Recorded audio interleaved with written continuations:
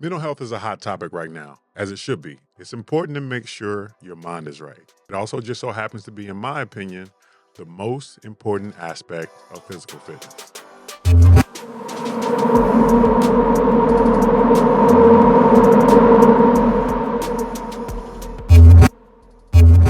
Yo, it's Randy, and welcome to Hustle and Pushups, the dopest fitness show on the air, where I offer expert fitness advice with a hint of sarcasm. Let me start this episode with a disclaimer. I repeat, I am not a mental health expert, but I am a fitness expert with thousands of hours on the floor training. And I'll be the first to tell you that mental health is the most important aspect of fitness. I'll show you why. Let's get it. When your head isn't in the game, it's impossible to focus on what you need to do to get in better shape, prepare for athletic events, or push your hardest to reach your goals. Any type of goals, but specifically fitness goals. If you realize you're off and it's more than just a funk, go get some help. You're an adult and you shouldn't allow yourself to become accustomed to operating at less than your peak capacity if you can help it. From experience, mental health counseling is always a good thing.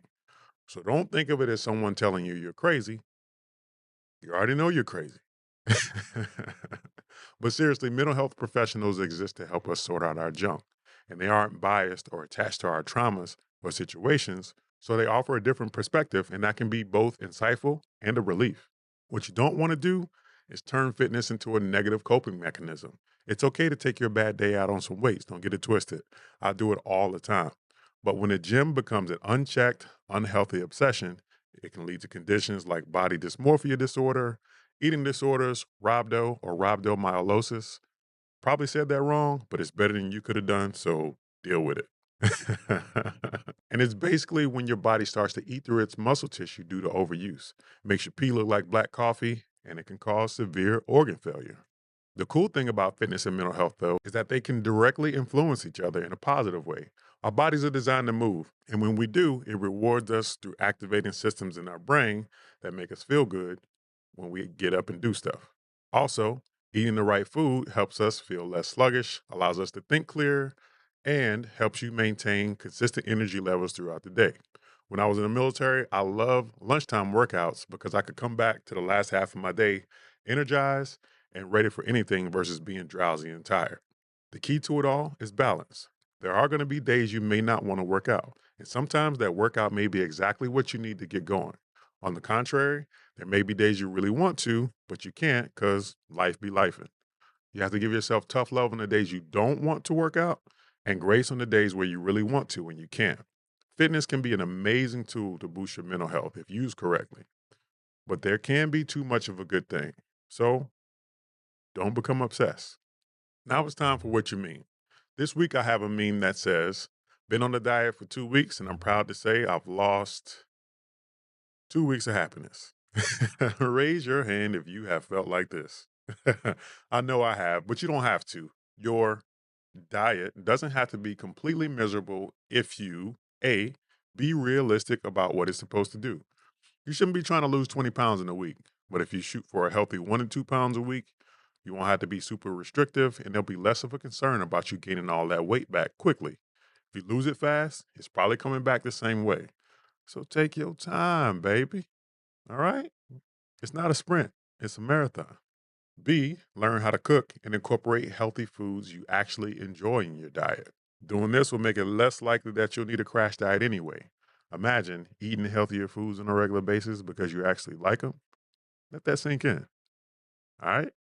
This week's You Know What They Say is if you want to lose weight, you can't eat past 6 p.m. And that is cap. I used to believe things like this because of the fact that we are diurnal creatures, meaning we mostly operate during the day. And it's said that we become less efficient at burning calories as our bodies shift into nighttime or rest mode. But when I worked the night shift and I ended up hungry AF past 6 p.m. and thought, man, I can't eat anything now. Nah, I'm kidding. I just ate and made sure I didn't exceed my daily caloric target. And I didn't get any fatter. Imagine that. It doesn't matter when you eat per se, it matters how much. If you eat for maintenance, you stay the same. If you eat in a surplus, you'll gain weight. If you eat in a deficit, you'll lose weight. That's it. That's all. Sound familiar, right? Get used to it. This week, instead of a song of the week, let's talk about Andre 3000. OG, OG. What are you doing? You trolled us. Now, don't get it twisted. I listened to every single track, some of which are nearly 20 minutes long. You're an amazing flautist. That's what you call a person who plays the flute for all you slow ones out there.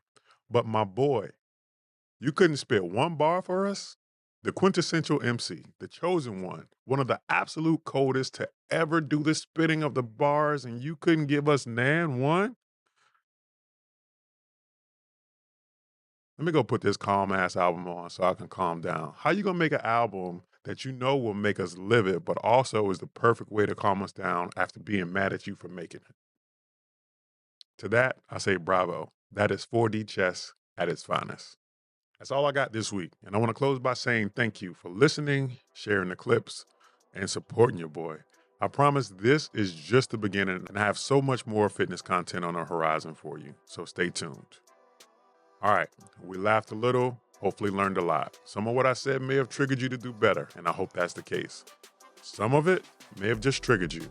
And if that's the case, always remember, don't blame me, blame science. That's still not good enough for you? Fight me. If you or anyone you know is looking for a coach, I'm your guy. Reach out to me via my website, www.randyakensfitness.com. And you can download my app, the Tribe app. It's on both Apple and Google Play app stores. All right, I'm out. Peace.